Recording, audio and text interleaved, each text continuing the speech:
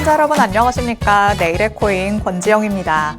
24시간 동안 굴러가는 우리 크립토 시장, 내일의 코인과 오후장 함께 열어보시면서 내일에 대한 전략까지 세워보시죠. 일단 우리 시장에 참여하고 있는 투자자들의 심리부터 파악해 보도록 하겠습니다. 오늘의 공포 탐욕 지수 이 중립 구간 안에서 여전히 55 가리키고 있습니다. 계속 50대에 머물러 있다라는 거를 우리 방송 통해서 확인을 해볼 수가 있죠. 그만큼 지금 시장도 별다른 움직임을 보여주지 않고 있는 상황인데요. 일단 내려가지 않는다는 게 얼마나 다행이냐라는 생각이 들기는 하지만 그래도 아직까지 변수는 남아 있다는 거 가능성 열어두셔야 될 것 같습니다. 그래도 다행인 건 중립 구간 안에서도 약간은 탐욕 구간 쪽에 치우쳐져 있다라는 게 되겠죠. 지금 이 상황에서 우리가 즐길 수 있을 만한 부분은 또 어떤 게 있을지 전문가님 통해서도 확인을 해 가보시면 좋을 것 같습니다. 자, 그럼 오늘은 온체인 데이터 두 가지 같이 한번 살펴보겠습니다. 비트코인이 현재 어느 시점에 와 있을까요? 첫 번째로 살펴볼 거는 코인베이스 프리미엄 지표입니다. 저희가 또 이따금씩 이 오프닝 통해서 짚어봤었던 부분이죠. 여기에서 음수로 향하게 된다면 이 미국 투자자들이 매도세를 조금 더 강하게 드러낸다는 걸 뜻하고요. 그리고 양수 쪽으로 올라갈수록 매수 압력이 강해진다는 걸 뜻합니다. 4월이 될 때까지만 해도 음수 구간에 계속해서 머물러 있는 모습이었는데 비트코인의 가격이 반등하기 시작하니까 덩달아서 다시 지표도 양수 쪽으로 접어든 모습이 확인되고 있습니다. 그리고 현재도 약간 출렁이는 모습이 나타나기는 했지만 양수 구간 안에서 제자리 잘 지켜주고 있죠.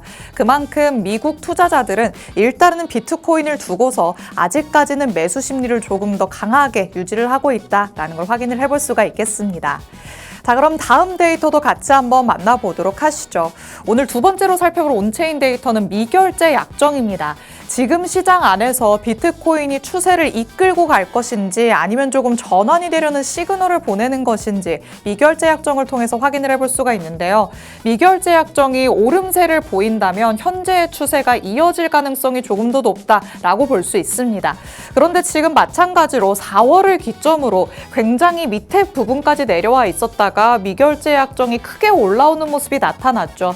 물론 여기서도 마찬가지로 비트코인의 가격을 따라서 약간 출렁이는 모습이 나타나긴 했습니다만 4월 초만 해도 저점 부근에 내려가 있었던 게 지금은 굉장히 높은 수준까지 올라와 있다라는 거를 확인을 해볼 수가 있습니다. 이전보다는 확실히 미결제 약정이 늘어있는 상태라면 현재의 추세가 조금씩 더 이어질 가능성이 높겠구나라는 걸 우리가 가능성으로 점쳐볼 수 있겠습니다. 하지만 이런 온체인 데이터들을 살펴볼 때 여러분이 간과해서는 안 된다는 건 또 급격하게 변하는 시장 상황이 되겠죠. 시장 상황이 빠르게 변한다면 이런 데이터들도 후행으로 조금 따라서 바뀔 가능성이 있기 때문에 지금 좋다더라라는 걸 너무 맹신하지는 마시고요. 여기에서 지금 단기적으로는 조금 추세가 이어질 가능성이 높다 정도로만 이해를 해보시면 좋을 것 같습니다. 자, 이렇게 온체인 데이터 두 개까지 만나봤습니다. 이제 실시간 시장 분위기도 한번 확인해 보도록 하시죠. 자, 1시간 전 대비해서 여전히 오름세 보여주고 있습니다. 비트코인의 가격 여전히 75,000달러에 굉장히 근접해 있는 모습이죠. 여기를 조금 뚫을까 말까 계속해서 간을 보는 듯한 모습인데 75,000 위로 안착할 수 있을지는 오늘 종가가 마감될 때까지 지켜봐야 될 것 같습니다.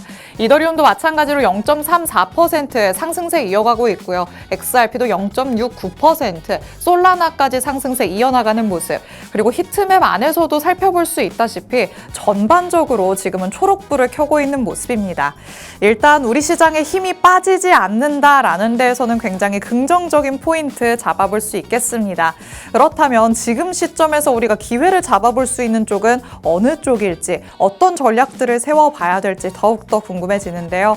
전문가님 통해서 자세한 의견들 들어보도록 하겠습니다. 잠시 후에 전문가님과 돌아오도록 하겠습니다. 내일의 코인 본격적으로 출발해 보시죠.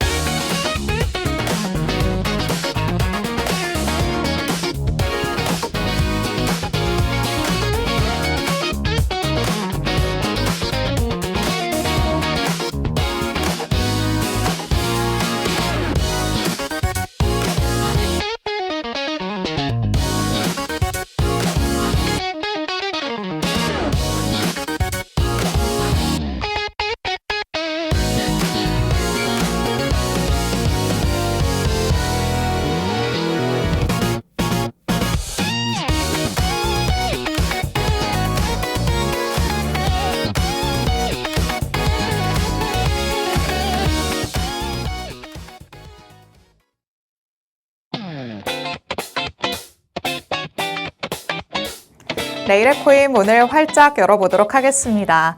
저희가 방송 시간 동안 다양한 투자 인사이트들 제공해드릴 예정이지만요. 저희 방송 시간 50분이 조금 짧다 느끼시는 분들도 많으실 것 같습니다. 이런 분들 위해서 저희 방송 시간 아닐 때도 다양한 정보들 얻어가실 수 있게끔 정보방 마련해뒀습니다. 하단의 QR코드, 저희 방송 끝나는 50분까지 계속해서 나갈 예정입니다. 그 사이에 스캔해서 정보방으로 입장하시면 저희 방송 끝난 직후부터 전문가님의 전략 24시간 동안 받아가실 수 있으니까요. 지금 바로 스캔해서 정보방 안으로도 입장해 주시기 바랍니다. 자, 그럼 오늘 저와 함께할 전문가님 이제 모셔보도록 하겠습니다. 오늘 김우석 전문가님과 함께합니다. 전문가님 어서 오세요. 안녕하세요. 인사부터 해주실게요. 안녕하세요. 김우석입니다. 최근 이 이란과 미국의 뭔가 종전에 대한 기대감 때문에 어느 정도 상승 추세를 이어나가고 있는 비트코인인데요. 그래서 우리가 조금 지겹지만 아직까지는 이 노이즈에 우리가 조금 신경을 써야 할 때라고 생각을 합니다. 그래서 이 미국과 이란이 지금 어떻게 진행이 되고 있는지 먼저 한번 살펴보고요. 오늘도 최근 급등락 코인 3가지도 준비를 했으니까 끝까지 시청해 주시면 감사하겠습니다. 네, 최근에 방송 볼 때마다 미국과 이란 간의 전쟁 얘기만 한다, 지겹다 하시는 분들 참 많으실 것 같습니다. 저희도 똑같습니다. 방송을 진행하는 저희도 언제쯤 이 얘기를 그만할 수 있을까 참 답답하기만 한데요.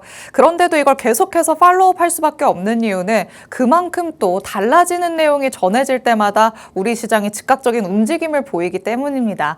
가능성 항상 열어두면서 대응 전략들이 필요한 시기니까요. 전문가님 통해서 꼭 찬찬히 들여다봐 보시길 바랍니다. 자, 그러면 말씀드린 것처럼 일단 이 전쟁 얘기 다시 한번 짚어보려고 합니다. 지금은 일단 2차 협상에 대한 기대감이 지금 솔솔 나오고 있잖아요. 그런데 항상 말이랑 뒤에서의 행동은 조금 다른 것 같은 느낌이란 말이죠. 지금은 좀 어떻게 해석을 해볼 수가 있을까요? 지금 장세가 저도 이제 코인 투자를 오래 해왔지만 굉장히 조금 힘든 장세가 많습니다. 네. 이렇게까지 노이즈가 많았던 그쵸. 적이 없었는데 이리 치이고 저리 치이는 느낌이에요. 맞습니다. 뭐 예를 들어서 우리가 뭐 휴전이나 뭐 혹은 종전에 대한 가능성이 시사가 되면 어느 정도 뭐 한 1K에서 5K 정도까지 반등을 하는 모습을 또 보이고요. 네. 협상이 또 결렬됐다는 속보가 또 들려오면 그만큼 또 내려가죠. 맞습니다. 그래서 이게 실제로 저희가 지금 차트를 보고 투자하는 것 자체가 조금 무의미할 정도로 노이즈에 굉장히 좀 반응을 쉽게 하는 편이에요. 네. 그래서 일단은 우리가 뭐 그래도 어느 정도 이 전쟁에 대해서 지금 어떻게 흘러가고 있는지에 대해서는 우리가 짚고 넘어가야 된다고 생각을 해서 제가 오늘도 준비를 했고요.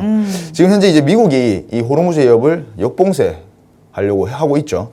그래서 이 미국이 이란의 돈줄을 뭔가 막아서 협상에서 우위를 점하겠다는 목적으로 호르무즈 해협을 봉쇄를 시작했고요. 지금 이란 함정이 봉쇄 해역에 접근한다면 뭐 즉시 제거할 것이다 라고 언급을 하고 있고 네. 그리고 이란이 핵무기 개발을 포기하지 않는다면 합의는 없다고 거듭해서 강조를 하고 있는 상황입니다. 그래서 이제 실제로 우리가 이번에 협상할 때 미국이 이란에 20년간 우라늄 농축을 중단할 것을 요구했지만 이란 측에서 거절을 했죠.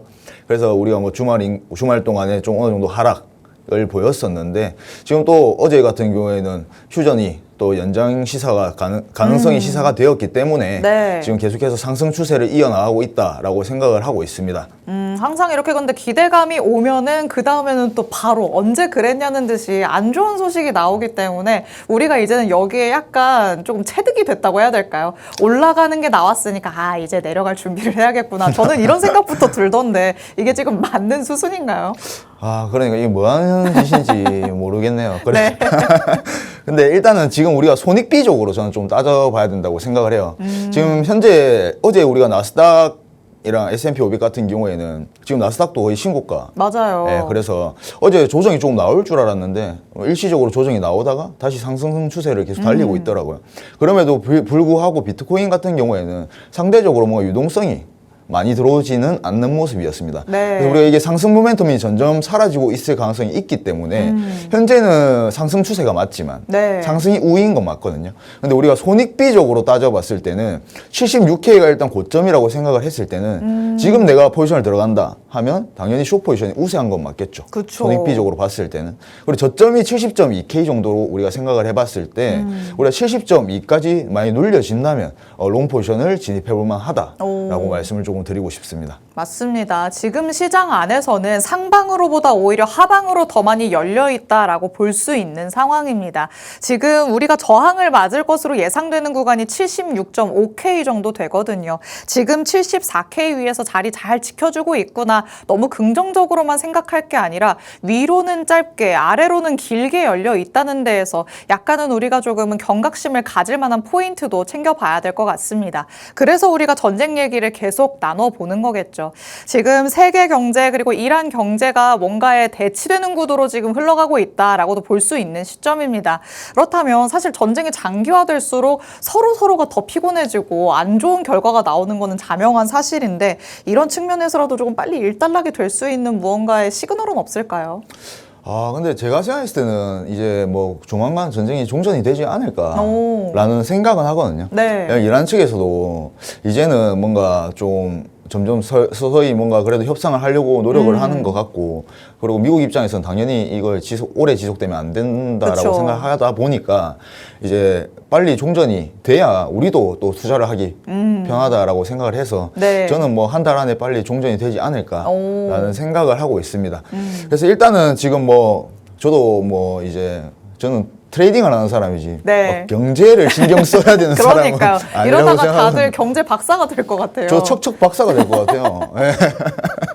차트 공부만 했었는데 요새 네. 막 경제 공부를 더 많이 하다 보니까 저도 이제 교수를 해야 되나 싶기도 하고 일단은 저희가 이 지금 버티기 전쟁을 좀 하고 있습니다. 다 아시는 내용이시겠지만 일단 우리가 중요한 거는 우리가 협상에서 미국이 이란의 권리를 일정 부분 묵인하게 된다면 우리가 튀르키예 보스포루스 그리고 다르다넬스 해협처럼 선박 통과 시에 비용을 납부할 수도 있다는 우려가 좀 나오고 있는 상황이고요. 그냥 뭐 지금 아직까지 둘이서 뭐 팽팽하게 자존심 싸움을 조금 하고 있다 정도로 인지하시면 좋을 것 같습니다.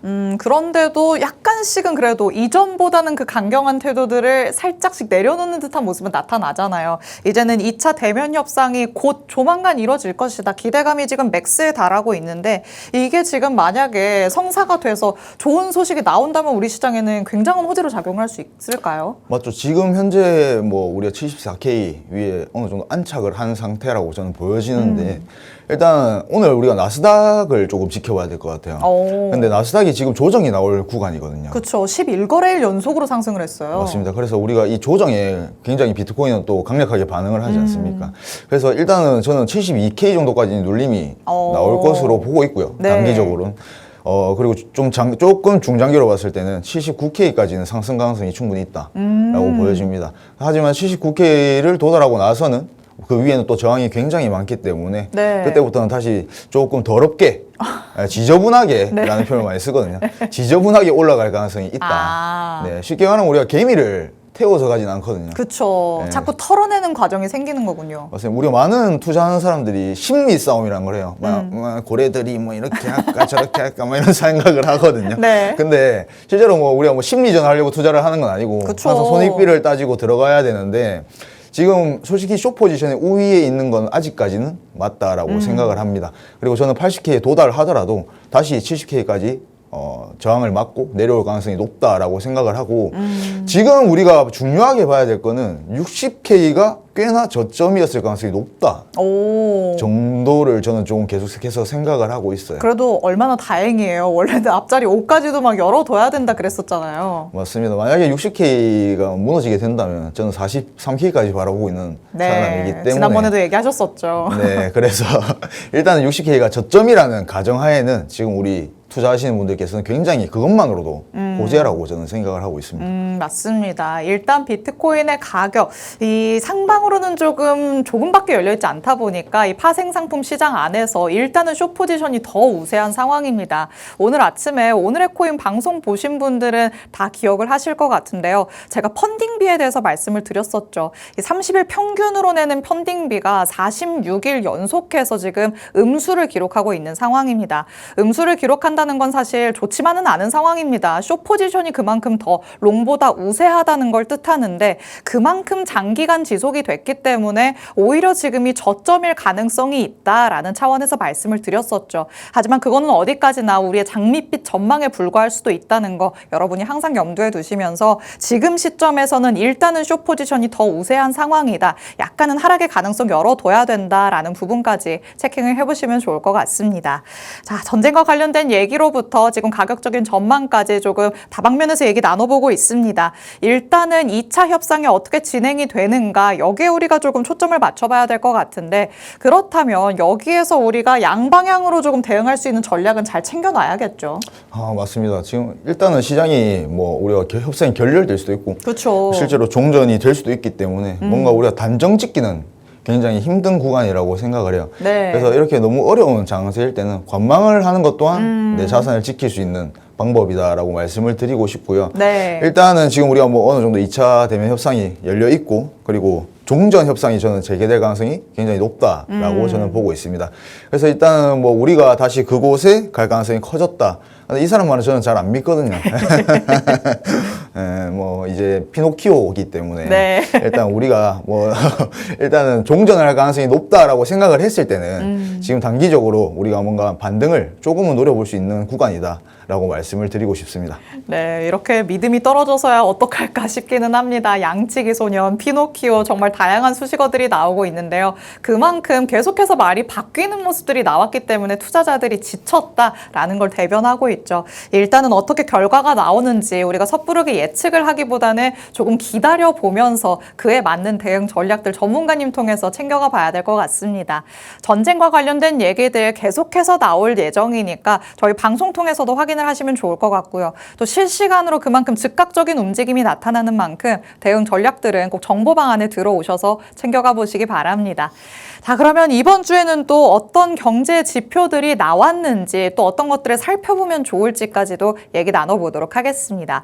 일단 우리가 조금 걱정을 했었던 건 PPI, 생산자 물가지수가 너무 높게 나오지는 않을까였는데 오히려 예상외로 예상치를 다 하회하는 모습으로 나왔네요. 맞습니다. 엄청 좋게 나왔죠. 네. 그래서 우리가 일단은 이런 주요 지표들이 뭐 CPI도 마찬가지고 생각보다 괜찮게 나와주고 있어요. 네. 그래서 우리가 일단은 추가금리 인상 확률은 현저히 낮아졌다라고 보시면 좋을 것 같고 우리가 항상 상승장이 왔을 때는 너도 나도 이제 우리가 매수의 심리가 생겼을 때 상승장이 온다라고 생각을 하거든요. 네. 그러려면 우리가 거시경제도 뒷받쳐줘야 된다라고 그쵸. 생각을 하는데 생각보다 이 전쟁이라는 게 물론 나중에 어떤 충격을 줄지 모르겠지만 지금 현재로서는 우리가 생각한 것보다는 괜찮게 나오고 있어서 네. 우리가 추후 금리 인하를 조금 뭐 한 번은 우리가 예상하고 있는 부분이니까 두 번까지 진행을 할 수 있지 않나라는 네. 생각을 하고 있습니다. PPI가 그래도 우리의 시장을 조금 도와주는 쪽으로 나왔다라고 볼 수 있겠습니다. 뭐 에너지 가격이 급등한 거야 다들 알고 있는 사실이지만 그거를 제외하고 근원이 괜찮을까 이게 조금 궁금했던 부분이었는데요. 오히려 예상치를 굉장히 밑도는 수준으로 나왔거든요. 아직까지는 조금 괜찮구나라고 볼 수 있는 대목이었습니다. 자, 그렇다면 PPI가 이렇게 나왔는데 그 다음으로 살펴볼 수 있는 건 또 어떤 게 있을까요? 일단 오늘 9시 반에 이제 우리 필라델피아 여는 제조업 활동 지수가 발표하는데요. 네. 뭐 매주 우리가 이런 경제 지표들을 거의 항상 발표를 하지만 우리가 지금 이렇게 주요 구간을 지켜주고 혹은 뭐 이 구간이 무너지면 또 더 깊은 조정이 나올 수 있는 이런 구간에서 이런 지표 발표들은 굉장히 저는 중요하다라고 생각을 하고 있습니다. 그래서 일단은 이 지수 같은 경우에는 필라델피아 연방준비은행이 설문조사를 통해서 발표를 하고요. 그리고 경제 전반에 우리 제조업 동향을 파악하는 데 중요한 역할을 한다. 라고 보시면 좋을 것 같습니다. 그래서 이 조사 대상은 북동부 그리고 제조업체라고 보시면 좋을 것 같고요. 네. 발표 주기는 매번 세 번째 목요일이다라고 보시면 좋을 것 같습니다. 그러면 이 지수가 도대체 어떤 걸 의미하는가 이걸 조금 궁금해하시는 분들이 있으실 것 같아요. 여기에서 어떤 부분을 살펴볼 수 있을까요? 일단 우리가 이 필라델피아 여는 제조업 활동 지수의 경제적 의미를 한번 살펴보면요. 첫 번째는 이 제조업 경기의 선행 지표다라고 보시면 좋을 것 같습니다. 그래서 두 번째 같은 경우에는 투자 전략 우리가 수립을 조금 할 수 있겠죠. 투자자들 같은 경우에 보통 이 지수를 통해서 주식 시장과 상품 시장의 이 동향을 예측이 가능하고요. 예를 들어서 우리가 지수가 상승하게 되면 이 제조업 관련 주식이나 원자재 가격 이 상승을 기대할 수 있다라고 보시면 좋을 것 같고, 이 영준 정책에 대한 시사점이 또 될 수가 있겠죠. 연준이 우리가 통화 정책을 결정할 때 참고하는 자료 중에 또 하나가 될 수가 있고요. 제조업이 위축될 경우에는 경기 부양제 도입 가능성이 조금 높아질 수가 있습니다. 좋습니다. 일단 오늘 밤 9시 반에 발표된다라고 말씀을 드렸죠. 어떤 식으로 나오는지 확인을 해보시는 게 좋을 것 같은데, 이게 우리 시장에 뭐 엄청나게 지대한 영향을 미친다라고 말씀을 드리는 건 아닙니다. 하지만 트럼프 대통령이 지금 제조업을 다시 한번 부흥시키고자 하는 움직임들 보이고 있죠. 지금은 워낙 서비스업 쪽으로 많이 넘어가 있지만 트럼프 대통령도 관심을 갖고 있는 부분인 만큼 이게 어떻게 변화가 되는지 여러분도 조금 추이를 지켜보시는 것도 도움이 많이 될 것 같습니다. 자, 이렇게 지표와 관련된 내용까지 만나봤습니다. 우리가 정말 우리 시장 안에서 들여다봐야 될 게 너무나도 많다라는 생각 들죠. 전문가님처럼 나는 여태까지 차트만 봐왔는데 요즘에는 왜 이렇게 신경 쓸 게 많은지 모르겠다 하시는 분들 참 많으실 것 같습니다. 그만큼 우리 시장 안에서의 분위기 그리고 구조 정말 많은 것들이 달라져 가고 있는데요. 그런 또 시장 안에서 섹터별 흐름도 이제는 조금씩 뚜렷해지고 있기 때문에 어떤 섹터들이 있는지 그리고 그 안에서 어떤 게 강세를 보이고 있는지도 조금 파악을 해보면 도움이 될 것 같습니다. 오늘은 그래서 전문가님과 같이 RWA란 무엇인가 파헤쳐보는 시간 가져보도록 하겠습니다. 최근에 우리 시장에서 조금 강한 걸 꼽아라 라고 한다면은 RWA, 뭐 디파이, AI 이 정도로 꼽아볼 수 있을 것 같은데 RWA가 도대체 뭐길래 이렇게 힘을 보여주고 있는 걸까요? 일단 우리가 오늘은 뭐 RWA의 섹터 개념과 그리고 구조를 한번 살펴보면요. 일단 이 RWA 같은 경우에는 우리가 현실 세계 자산을 블록체인 위로 가져오는 거다. 뭔가 이 들으셨을 땐 추상적이다라고 생각을 하실 수가 있는데, 네. 우리 예를 들어서 부동산 그리고 채권, 금, 원자재 같은 자산을 우리가 토큰화해서 블록체인에서 거래 가능하게 만든 게 이 RWA라고 생각을 하시면 좋을 것 같습니다. 네. 그래서 기본 구조를 우리가 한번 살펴보면 실물 자산이 존재하고요. 그리고 운용사 기관이 자산을 보유하고 있습니다. 이를 우리가 토큰화해서 블록체인을 발행하는 거고, 투자자는 토큰을 사서 수익에 참여를 할 수가 있겠죠. 그래서 온체인과 오프체인의 뭔가 연결 구조라고 생각을 하시면 좋을 것 같습니다. 우리가 이게 지금 왜 뜨고 있는가를 한번 보시면, 네. 스테이블 수익이 가능하고요. 예를 들어서 이제 뭐 국채이자 뭐 4에서 5% 정도로 보시면 좋을 것 같고, 네. 그리고 기관 자금의 유입 가능성이 조금 크다고 보시면 좋을 것 같습니다. 그래서 이 가짜 토큰인데 원래 진짜 수익으로 전환을 했다라고 보시면 좋을 것 같습니다. 뭔가 이렇게 개념만 들었을 때는 뭔가 조금 확실히 앞으로의 전망이 좋을 것 같고 여태까지 또 많이 들어보기도 했다라는 생각 드실 것 같습니다. 그렇지만 또 시장 안에서 들여다본다면 여기에 어떤 코인이 도대체 속해 있는 건지 이런 게 조금 어렵거든요. 좀 살펴볼까요? 맞습니다. 실제로 우리가 많은 투자자분들이 밈 코인에 대해서는 굉장히 많이 맞아요. 아세요. 밈 되게 좋아하시거든요. 근데 우리가 투자를 할 때는 항상 여러 가지 섹터에 나눠서 제가 분산 투자를 해야 된다라고 말씀을 드리는데, 그냥 우리가 매년 유행하는 섹터들이 달라요. 아마 밈 코인에 투자를 하신 분들 같은 경우에는 밈이 한참 유행할 때 도지나 시바이노 같은 코인들에 투자를 하신 분들이 굉장히 많으실 겁니다. 네. 근데 지금 현재 같은 경우에는 밈코인은 유행성이 좀 떨어지고 있고, 그쵸. 우리가 다른 섹터들이 올라오고 있는 추세이기 때문에 우리가 추세에 맞춰서 뭔가 매수를 진행하는 게 가장 안전하다라고 말씀드리고 싶고요. 우리가 RWA 같은 경우에는 대표적인 게 아발란체, 그리고 체인링크, 그리고 온도 파이낸스 정도가 될 수가 있겠는데, 네. 이 체인링크 같은 경우에는 저는 뭐 굉장히 괜찮은 코인이라고 예전부터 말을 했던 코인이고, 실제로 얘가 RWA의 대표 코인이라고 보시면 좋을 것 같습니다. 근데 우리가 이 RWA에 뭔가 리스크를 또 안 짚고 넘어갈 수는 없겠죠. 네. 첫 번째는 규제 리스크가 있습니다. 법적으로 막히면 끝이에요. 그럼 우리가 급락이 조금 나올 수가 있겠죠. 네. 그리고 중앙화가 되어 있습니다. 기간을 의존하고 있습니다. 자, 세 번째는 투명성에 문제가 있겠죠. 진짜 자산이 있는 건지 라는 투명성에 조금 항상 이런 리스크가 생기기 마련입니다. 네. 네 번째는 유동성이 조금 부족합니다. 실제로 지금 뭐 체인링크 같은 경우에는 뭐 힘을 그렇게 많이 주고 있는 상황은 아니기 때문에 네. 우리가 이런 유동성이 좀 부족하다 정도로 보시면 좋을 것 같고, 일단 크립토인데 중앙화라는 모순이 존재한다. 그러니까요. 라고 저도 딱 보시면 저 좋을 두 것 같습니다. 번째 중앙화 말씀하실 때 아니 어떻게 이게 상충되는 개념인데 포함이 되지 싶었거든요. 맞죠. 이런 뭔가 상식적으로 이해하기 힘든 것들이 코인에 굉장히 많이 네. 있기 때문에 우리가 이 부분은 알고 넘어가셔야 될 것 같고요. 우리가 현재 시장을 좀 해석을 하면 RWA 같은 경우에는 장기 테마는 맞지만 단기적으로 봤을 때는 우리가 내러티브가 좀 과열되어 있고 네. 조정이 조금 반복되는 구간에 와 있다라고 보시면 좋을 것 같습니다. 그래서 RWA는 진짜 돈이 들어오는 크립토지만 구조적으로는 중앙화 그리고 규제 리스크를 반드시 감안을 해야 된다라고 말씀을 드리고 싶네요. 좋습니다. 내일의 코인에서 오프닝에서 섹터별 흐름 짚어봤을 때 RWA가 그래도 다른 섹터들 대비해서 굉장히 탄탄한 흐름 보입니다라는 얘기 많이 드렸었죠. 그런데 지금 RWA가 약간의 리스크들이 있다라는 부분을 전문가님께서 짚어주셨습니다. 마냥 좋은 섹터는 없다라고도 표현을 할 수 있을 것 같은데요. 다 그만큼 어느 정도의 리스크를 떠안고 있으면서 여기에서 수익을 챙길 수 있는 전략으로 연결을 시켜야 되기 때문에 그래서 개인 투자자들이 더 어려움을 느끼시는 게 아닐까 싶습니다. 우리 전문가님께서는 리스크는 어떻게 관리를 할 수 있는지, 여기에서 더 손익비 좋게 수익으로는 어떻게 연결시킬 수 있을지 전략 다 세워주고 있으시니까요. RWA와 관련해서도 전략이 필요하다 싶으신 분들은 하단의 QR코드 스캔해서 꼭 정보방 안으로 입장해 주시기 바랍니다. 자, 이렇게 오늘도 대표적인 RWA 섹터 하나 만나봤습니다. 그럼 이제는 한 주 동안에 어떤 코인들이 조금 급하게 올라갔는지 그리고 급하게 내려갔는지 시장에 관심을 끌었던 코인들도 같이 한번 분석에 들어가 보도록 하겠습니다. 자, 계속해서 우리 시장에서는 튀어오르는 코인도 있고 또 그만큼 급락하는 코인이 있는데 이번에는 어떤 코인들이 조금 시선을 사로잡았을까요? 일단은 오늘은 이제 인피닛이라는 코인이 우리가 이틀간 한 85% 정도 상승을 했더라고요. 들어갈 걸. 자, 또 뻘모세가 나오죠.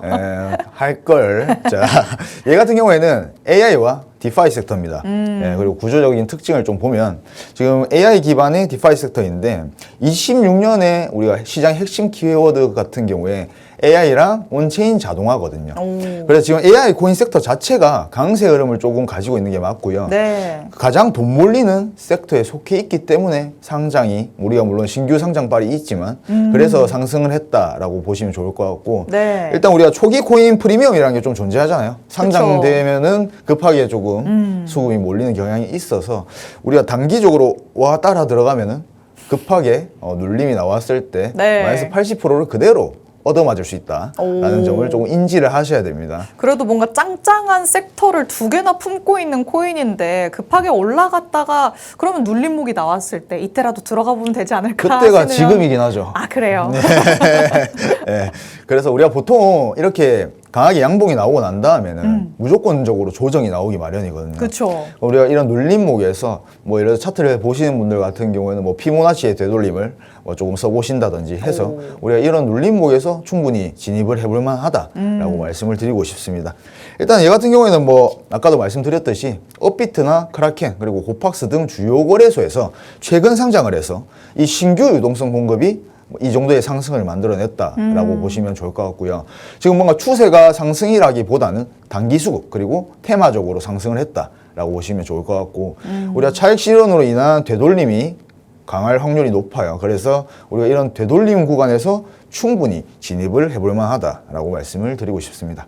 역시나 기존부터 있어 왔었던 전통 강자가 아니라 신흥 강자라는 차원에서 약간 눌림이 크게 나올 수 있다는 점은 여러분이 꼭 염두에 두셔야 될 것 같습니다. 그럼에도 짱짱한 섹터들을 품고 있다라는 점에서는 긍정 포인트도 찾아볼 수 있을 것 같으니까요. 향후 대응 전략들도 꼭 정보방 안에서 받아가 보시기 바랍니다.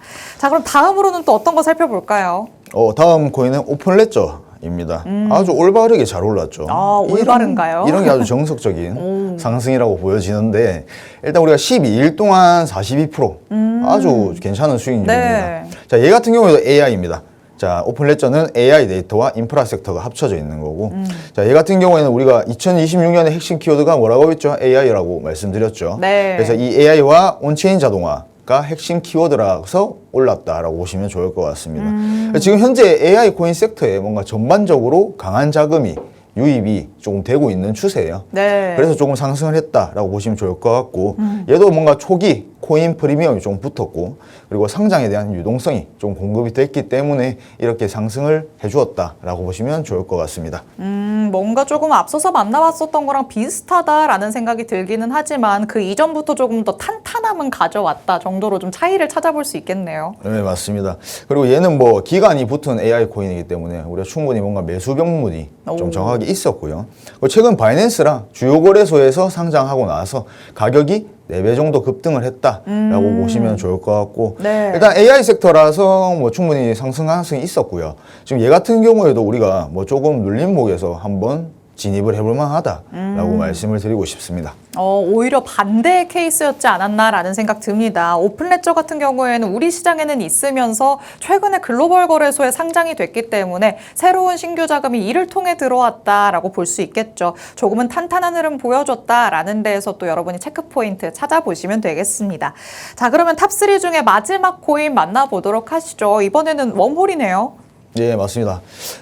이름 그대로 뭐 뭔가 웜홀에 빠진 느낌이죠. 네. 자, 30일간 40%가 내렸으면 와. 아마 손절을 거의 다 못 하셨을 거예요. 그러게요. 이 정도면 약간 그 서서히 녹아내린다고 표현하잖아요. 말라 죽이는 아하. 느낌이. 우리가 보통 이런 걸 계단식 하락이라고 그쵸. 표현을 하는데 우리가 보통 이 계단식 하락이 가장 몰리게 되는 경우가 많습니다. 네. 자, 일단 얘의 구조적인 특징을 보면 크로스 체인 인프라 섹터라고 보시면 좋을 것 같고요. 상대적으로 비주류 섹터예요. 그래서 일단은 우리가 공급이 얼락이라고 해서 공급이 급증을 했고요. 그리고 비주류 섹터이기 때문에 아무래도 수급이 약화됐다. 그러니까 관심이 없어졌다라고 네. 보시면 좋을 것 같습니다. 그래서 우리가 대규모 토큰이 얼락됐다라고 표현을 쓰는데 우리가 6억 개 정도의 토큰이 얼락이 되었고요. 네. 그러면 당연히 가격 하방 압력이 발생을 하게 되고 그러면 가격 하락으로 이어진다라고 보시면 좋을 것 같고 현재 지금 뭔가 알트코인 약세고 그리고 고위험 자산 특성이 있다라고 보시면 좋을 것 같습니다. 지금 알트가 약세인데 당연히 그 중에서도 수급이 약한 것들은 더 강하게 빠지기 마련이죠. 네. 그래서 지금 최고점 대비 99% 수준이 하락이 되었고요. 아마 이미 그냥 무너졌다. 라고 보시면 좋을 것 같습니다. 그래서 아마 이 웜홀에 예를 들어서 고점에서 뭔가 진입을 하셔서 네. 지금 마이너스 99% 정도 손실을 보고 계신 분들 같은 경우에는 죄송합니다. 죄송하다는 말씀밖에 드릴 말씀이 없나 보네요. 좋습니다. 일단은 웜홀을 마지막으로 급락코인까지 살펴봤습니다. 서서히 내려갔기 때문에 이러다가 괜찮아지겠지라는 마음으로 계속해서 손실을 키우신 분들도 있으실 것 같은데요. 웜홀 같은 경우에는 올라갈 수 있는 이유보다 더 내려갈 이유를 찾는 게 더 빠르다라고 전문가님께서 말씀을 하십니다. 여기에서 더 내려갈 만한 가능성이 있다면 지금이라도 손실을 조금 더 중단할 만큼의 전략들을 여러분이 빠르게 가져가 보셔야겠죠. 전문가님 통해서 정보방 안에서 꼭 받아가 보시면 되겠습니다. 자, 이렇게 오르고 내린 코인까지 만나봤으니까요. 이제는 시장 안으로 들어가서 비트코인의 움직임 같이 한번 살펴보도록 하겠습니다. 자, 우리가 계속해서 말씀드렸던 것처럼 75,000을 이제 사이에 두고 자꾸 오르락내리락 하고 있는 모습이잖아요. 일단 이 위로 안착만 하게 된다면 그래도 상방으로 조금 더 가능성이 열릴까요? 네, 맞습니다. 일단은 지금 우리가 차트를 한번 보시면요. 지금 이 76K와 그리고 이 70.5K 안에서 결국에는 박스권을 이루고 있다라고 생각을 하시면 좋을 것 같은데 그래서 제가 아까 손익비적으로는 숏이 우세할 수 있다라고 말씀을 드린 게 솔직히 우리가 여기서 지금 롱을 진입하는 것보다는 지금 여기서 숏을 진입하는 게 손익비적으로 봤을 때는 조금 우세하고 그쵸. 손절 라인이 확실하기 때문에 우리가 충분히 진입을 해볼 만하다라고 말씀을 드리고 싶고요. 네. 지금 제가 당장 뭐 이 75K를 돌파하고 바로 80K까지 올라간다라고 말씀을 드리기보다는 오늘 나스닥도 충분히 조정이 나올 수 있는 구간이기 때문에 우리가 충분히 어느 정도 눌림이 나왔다가 반등을 해도 반등을 할 가능성이 높다. 그래서 단기적으로 봤을 때는 저는 눌림이 조금 나올 가능성이 높다라고 보고 있습니다. 그 눌리는 구간은 우리가 70.5K가 무너지면은 안 된다라고 생각을 해요. 대신 이 75.5K를 우리가 지켜주는 선에서는 계속해서는 상승 추세가 우위다라고는 말씀드리고 싶습니다. 그럼 우리가 한번 시나리오를 그려봤을 때 이 79K의 저항을 맞고 다시 되돌림이 나오게 된다면 다시 우리가 70K까지 하락할 가능성이 높고요. 만약에 우리가 올라간다고 하더라도 만약에 지금 이게 상승의 초입이다 라고 생각을 하더라도 굉장히 이렇게 지저분하게 올라갈 가능성이 높습니다. 네.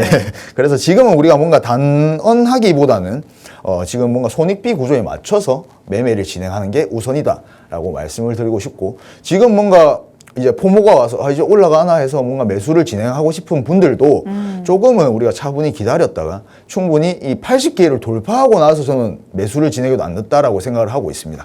좋습니다. 지금은 매수 타이밍 아니다라고 계속해서 강조하고 있으십니다. 우리가 항상 돈을 벌기 위해서 투자를 하는 거잖아요. 손익비를 잘 따져봐야 될 것 같은데 지금 자리는 수익을 위로 생각해서 내기에는 좋은 자리가 아니라는 거 계속해서 말씀해 주셨죠. 조금 더 기다리셨다가 확실하게 눌림이 나왔을 때 그때 들어가도 늦지 않으니까요. 전문가님 통해서 혼자서는 어렵다 하시는 분들은 꼭 정보방 안에 들어오셔서 전문가님께 자세한 타이밍까지 받아가 보시기 바랍니다. 자, 이렇게 실시간 차트까지 만나봤습니다. 저희는 잠시 후에 돌아와서 이제는 전문가님 통해 교육도 한번 들어보도록 하겠습니다. 잠시 후에 만나보시죠.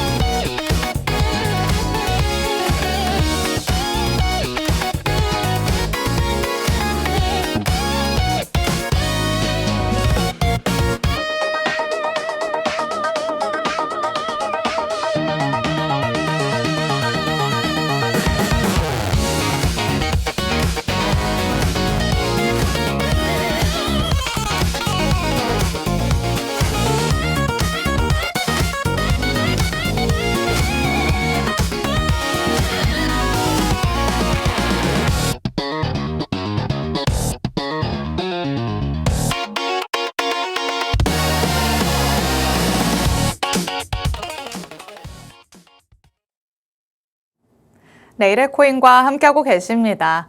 지금부터는 우리의 마음을 또 다잡아 볼 수 있는 교육도 한번 전문가님 통해서 들어보도록 하겠습니다. 자, 항상 우리가 투자를 할 때 무언가 놓치는 부분들이 하나씩 있기 마련이잖아요. 그런 것들을 잘 짚어주시는데 오늘은 어떤 부분을 우리가 놓치고 있을까요? 일단 이때까지 제가 뭔가 차트를 보는 기술적 지표들, 보조 지표들에 대해서 교육을 많이 해드렸는데 네. 뭐 알려드려도 잘 안 보시더라고요. 그래서 우리가 가장 기본 중에 기본인 투자의 원칙에 대해서 제가 오늘 한번 설명을 드리려고 합니다. 자, 그래서 오늘은 제가 분산 투자의 원칙을 한번 말씀을 드릴 건데요. 아마 이 분산 투자라는 것 자체를 솔직히 모르시는 분들은 없으실 겁니다. 다 분산 투자를 해야지라고 생각을 하실 겁니다. 하지만 실제로 우리는 이 분산 투자가 제대로 이루어지지 않고 있죠. 그래서 오늘은 이 분산 투자가 왜 중요한지를 한번 제가 설명을 드려볼 건데요. 일단 분산 투자 같은 경우에 우리가 투자의 위험을 줄이기 위한 가장 기본적인 전략이다라고 보시면 좋을 것 같고, 우리가 뭐 노벨 경제학상 수상자인 제임스 토빈 씨가 수상 소감으로 계란을 우리가 한 바구니에 담지 마라. 만일 바구니를 떨어뜨리면 모든 것이 끝장나기 때문이다라고 말을 해줬습니다. 그만큼 우리가 분산해서 실제로 우리가 계란을 담을 땐 분산해서 담진 않죠. 근데 실제로 우리가 투자를 할 때는 분산해서 담아야 된다라고 말씀을 드리고 싶고요. 우리가 분산 투자 같은 경우는 단순히 종목 수를 늘리는 게 분산이 아니라 서로 다른 성격의 뭔가 종목을 우리가 보유하는 게 핵심이다라고 보시면 좋을 것 같습니다. 자, 이 분산 투자 같은 경우에는 선택이 아닌 필수라고 보시면 좋을 것 같고요. 우리가 뭐 분산 투자가 필요한 이유에 대해서 뭐 짚어보자면 당연히 위험이 조금 감소를 할 수가 있겠죠. 그리고 변동성에 조금 완화를 시킬 수가 있습니다. 그리고 우리가 장기적으로 투자할 때 조금 안정성을 확보할 수가 있고요. 그리고 시장 변화에 대응을 조금 유동적으로 할 수 있다라고 보시면 좋을 것 같습니다. 그래서 우리가 뭐 투자에서 가장 큰 위험은 예측하지 못한 사건이라고 보시면 좋을 것 같은데, 예를 들어서 얼라, 그리고 옛날에 뭐 루나 사태도 있었고, 그리고 상장 폐지, 갑자기 내가 가진 코인이 상장 폐지되는 경우도 생기죠. 그리고 글로벌 경제 이슈, 지금 같은 지정학적 리스크들이 존재하기 때문에 우리가 이런 결과에 따라서 큰 영향을 미칠 수 있는 게 사실입니다. 그래서 예를 들어서 내가 지금 비트코인을 투자하고 있는데 이 비트코인에만 전부 올인을 하는 게 아니라 예를 들어서 우리가 달러를 분산 투자를 하고 있었다면 아무래도 상대적으로 비트코인이 조정이 나왔을 때 달러는 계속해서 강세를 보이고 있었기 때문에 우리가 어느 정도 손실을 조금은 막을 수가 있었겠죠. 그래서 우리가 이래서 분산 투자를 해야 된다라고 말씀을 드리고 싶고, 우리가 자산 배분을 설계할 때에는 투자자의 성향과 그리고 상황에 따라서 여러 가지 요소를 고려해야 된다라고 보시면 좋을 것 같습니다. 그래서 우리가 단순하게 뭔가 비율을 흉내내는 게 아니라 이 투자 목표와 기간, 그리고 리스크 감내도, 그리고 경제 환경 등을 종합적으로 판단해야 되고, 그리고 시장 국면에 따라서 뭔가 정기적인 리밸런싱이 필요하다라고 말씀을 드리고 싶습니다.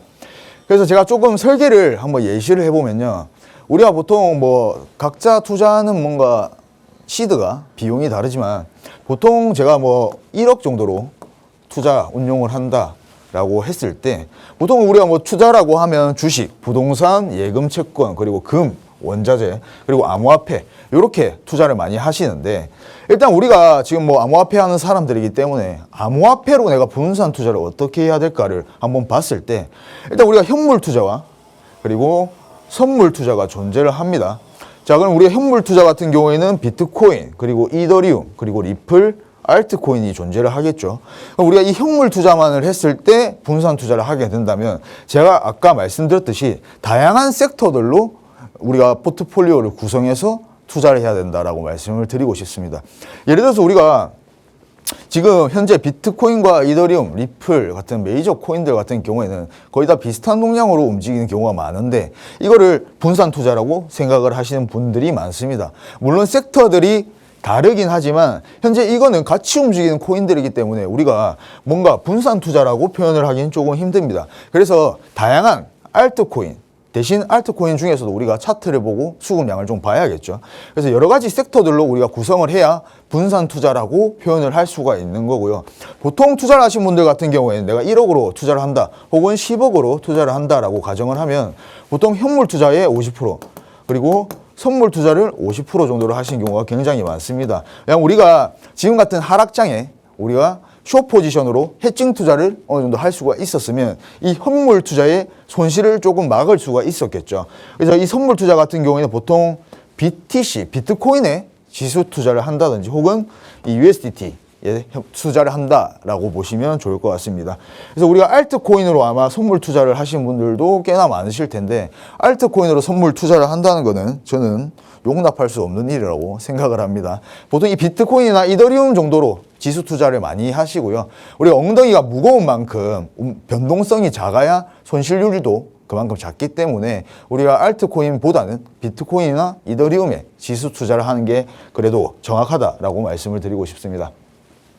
그리고 우리가 투자에서 가장 중요한 게 둘째도 안전, 셋째도 안전이죠. 그래서 우리가 높은 수익률보다 더 중요한 거는 안정적으로 내 자산을 지키는 게 중요하다. 아주 당연한 소리입니다. 그래서 우리가 분산 투자 같은 경우 이러한 목표를 달성하기 위해서 가장 기본적인 전략이라고 보시면 좋을 것 같고요.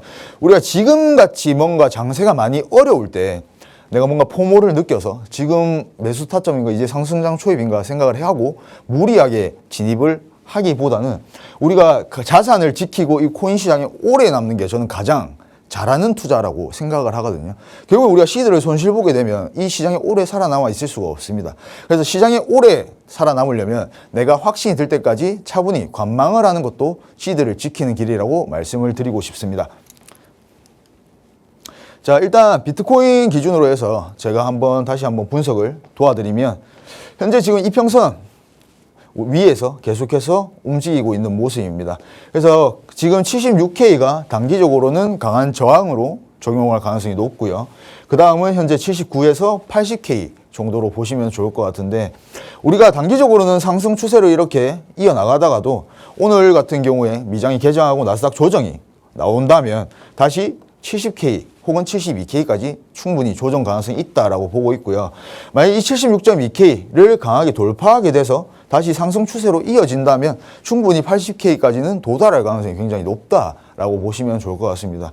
왜 우리가 이런 근거를 얘기하냐면 지금 현재 이 76.2에서 79K 안에서는 딱히 뭔가 매물대라고 할 만한 것이 많이 존재하지가 않습니다. 그래서 급하게 상승할 가능성이 높다라는 점을 인지하시면 좋을 것 같고요.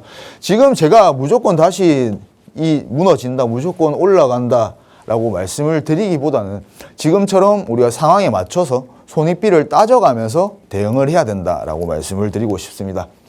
자, 그 다음은 리플입니다. 자, 리플 같은 경우에는 현재 이평선 밑에서 조금 움직이고 있는 모습입니다. 비트코인보다는 조금 힘을 못 쓰고 있는 모습이죠. 그래서 리플 같은 경우에도 지금 우리가 당장 뭔가 매수를 진행을 하기보다는 조금 강한 돌파가 나오고 눌림목에서 충분히 진입을 해도 된다라고 말씀을 드리고 싶고요. 아마 지금 뭐 상승 초입이라고 말씀하시는 분들이 굉장히 많으실 텐데 저는 이 79K 그리고 80K에서 명확하게 저항을 맞고 다시 70K까지 떨어진다라고 보고 있습니다. 이 관점은 저는 확실하게 좀 말씀을 드리고 싶고요. 우리가 지금 당장 뭐 79K까지 올라가지 않더라도 충분히 다시 70K까지 눌렸다가 상승할 가능성은 충분히 높다라고 보여집니다. 그래서 이 부분을 오늘 조금 인지하시면 좋을 것 같고 잠시 후에 히든 코인으로 다시 만나 뵙겠습니다. 네, 오늘은 전문가님이 분산 투자가 왜 중요한지 다시 한번 짚어주셨습니다. 혹시 내가 뭔가 많이 들고는 있는데 다 비슷하게 움직이는 하나로 묶일 수 있는 그 카테고리 안에 있는 코인들을 담지는 않았나 돌아볼 필요가 있겠죠. 내가 여태까지는 이렇게 해왔다면 이제는 전문가님 통해서 다른 전략들 가져가 보시면 될 것 같습니다. 그 첫걸음이 바로 오늘의 또 히든 코인이 되지 않을까라는 생각 드는데요. 지난주 방송 보신 분들은 지금 한박웃음 지으시면서 전문가님 기다리시지 않았을까라는 생각 듭니다. 자, 지난주에 말씀해 주셨던 히든 코인이 그 사이에 30% 정도 오름세가 나타났어요. 맞습니다. 예상했던 바고요. 담담하시네요. 네, 일단은 뭐 저도 이번에는 30% 정도 수익을 보고 나왔고 일단 제가 리뷰를 한번 해보면요. 지난주 히든 코인은 이 저스트라는 코인이었습니다. 그리고 제가 상승 채널을 그리고 있기 때문에 충분히 눌림목에서 진입을 해볼 만하다라고 말씀을 드렸고요. 실제로 채널 돌파하고 지금 현재 다시 조금 눌림이 나오고 있는 상황이죠. 그래서 만약에 내가 다시 저스트를 재진입하고 싶다라고 하면은 저는 여기서부터 이 빚 깎아 놓은 곳에서부터 분할 매수로 진행을 할 것 같습니다.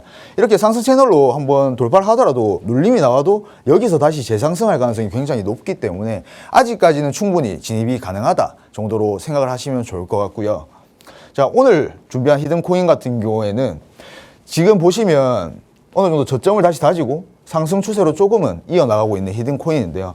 자, 얘 같은 경우에는 지금 이평선 위에서 조금 움직이고 있기 때문에 충분히 이 이평선에 도달을 하는 시점에서 내가 매수를 한번 진행해 볼 만하다라고 말씀을 드리고 싶고, 저는 항상 히든 코인은 지금같이 장세가 안 좋을 때는 10% 정도의 수익을 목표로 하고 있고, 자, 제가 저번에도 말씀드린 건데 내가 1,000만 원을 벌고 싶다 그러면은 1,000만 원을 1을 각오로 진입을 하셔야 수익을 볼 수가 있습니다. 근데 내가 손절 기준이 여기가 무너지면 손절을 하겠다라는 기준만 명확하다면 우리가 진입을 안 해볼 이유는 저는 없다라고 생각을 합니다. 그래서 많은 아마 시청자분들이 손실은 보기 싫고 돈은 벌고 싶잖아요. 맞죠? 그게 우리가 사람의 욕심인 건데, 그렇게 투자를 하시면 절대 돈 못 법니다. 그래서 우리가 1을 각오로 투자를 해야 그만큼의 수익을 볼 수가 있기 때문에 요번 히든 코인은 그렇게 한번 접근을 해보면 좋을 것 같습니다. 네, 전문가님의 히든코인 만나봤습니다. 일단 마음가짐부터 조금 다르게 해야 되지 않나 싶습니다. 1,000만 원을 드린다면 그걸 다 잃을 각오로 들어가야 된다라고 얘기를 하시는데요. 그래서 여유자금으로 해야 된다라는 얘기가 있는 거겠죠. 내가 조금 담대하게 들어갈 수 있을 만한 그 정도의 여유가 됐을 때 여러분이 전략을 세워보시면 좋을 것 같고요. 그리고 오늘의 히든코인 다시 한번 말씀해 주셨습니다. 일단 지난주에 히든코인이 정말 자신 있게 말씀을 하셨었는데 일주일 사이에 30% 넘게 올라가는 모습 나타났죠. 아직까지도 전략이 유효하다라고는 하셨지만 이미 올라버려서 나는 조금 부담스럽다 하시는 분들은 오늘의 새로운 히든코인 자세한 타점과 함께 받아가시면 되겠습니다. 방송에서 못다 해드리는 얘기는 정보방 안에서 여러분이 다 챙겨가실 수 있습니다. 이 안에서는 정확한 타이밍, 자세한 타점, 그리고 매도를 또 언제 하면 좋을지까지 전문가님이 실시간으로 다 제공해주고 있으시니까요. 이렇게 방송에서 듣기 어려운 내용들도 정보방 안에서 꼭 여러분이 스스로 챙겨가 보시기 바랍니다. 오늘 저희가 준비한 내용은 여기까지입니다. 본 방송에서 제공해드리는 정보는 투자 판단에 대한 조언일 뿐 해당 자산의 가치 또는 상승 하락을 보장하진 않는다는 점 유의해 주시기 바랍니다. 저희는 내일 이 시간에 다시 찾아뵙도록 하겠습니다. 시청해주신 여러분 고맙습니다.